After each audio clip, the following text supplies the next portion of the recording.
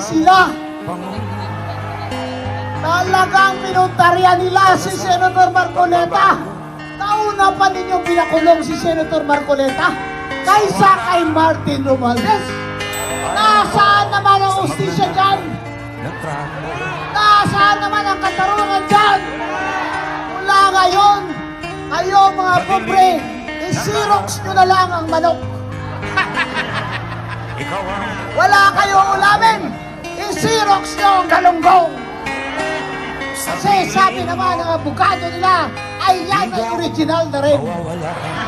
Ano kaya ko ipasirox ko yung galunggong at palamon ko sa'yo? Masarap kaya yun? Walang patis? Ikaw, BBM, ikaw tumanggap ka ng milyong-milyong pisong donasyon sa kampanya mo mula sa dalawang construction companies. Bakit ikaw hindi pinaplunder? Bakit si Senator Marcoleta plunder na yun ay campaign funds? Kung plunder yun, dapat lahat ng mga congressman dyan na sobra na 50 million yung kanilang diniklara sa Comelec. Dapat sila din lahat ay plunder. Sinungaling sila. Talagang pinuntarya nila si Senator Marcoleta.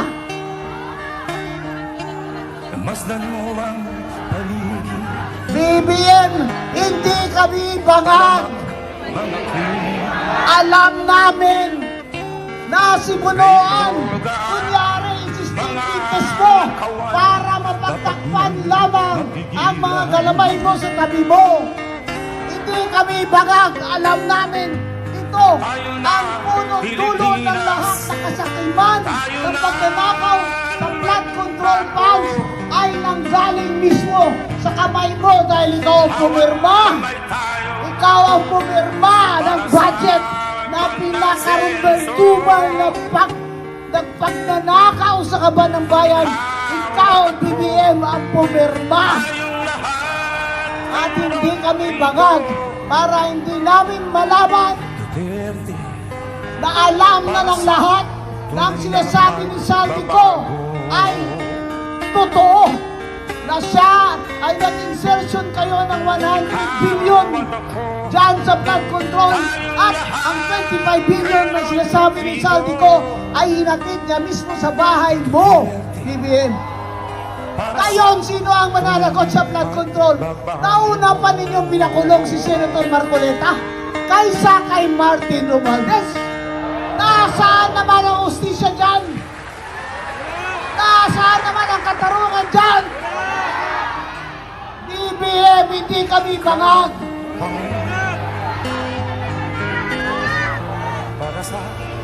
Hindi kami bangag para hindi namin alam na ang huling pagtistigo ng mga 18 na Marines kay Senator Marcoleta at kay Senator Pia Cayetano nandun sa testimony nila na naghatid sila ng pera doon sa Ilocos Norte. Ang pinapanigan mo ay ang malalapit sa iyo. Kaya si Bunuan gagawin nilang state witness. Meron bang state witness na siya mismo ang pinakamataas na opisyal ng DPWH? Tama ba yun?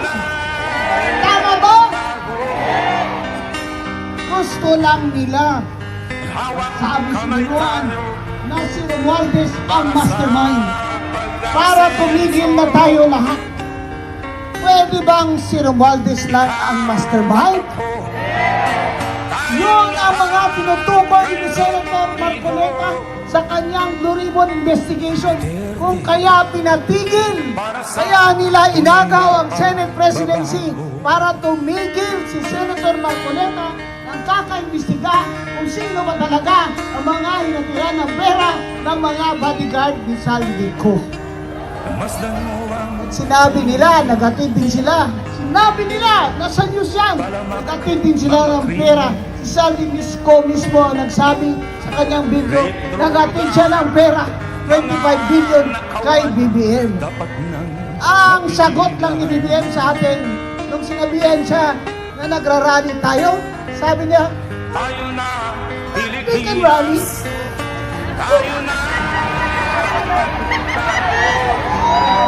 Bangag ang puta.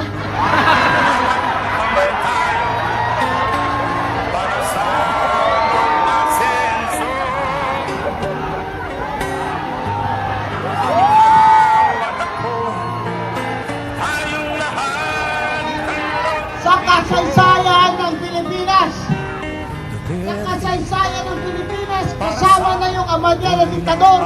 Ito lang ang first time na ang Presidente Bongbong Marcos ay -27 ang grado.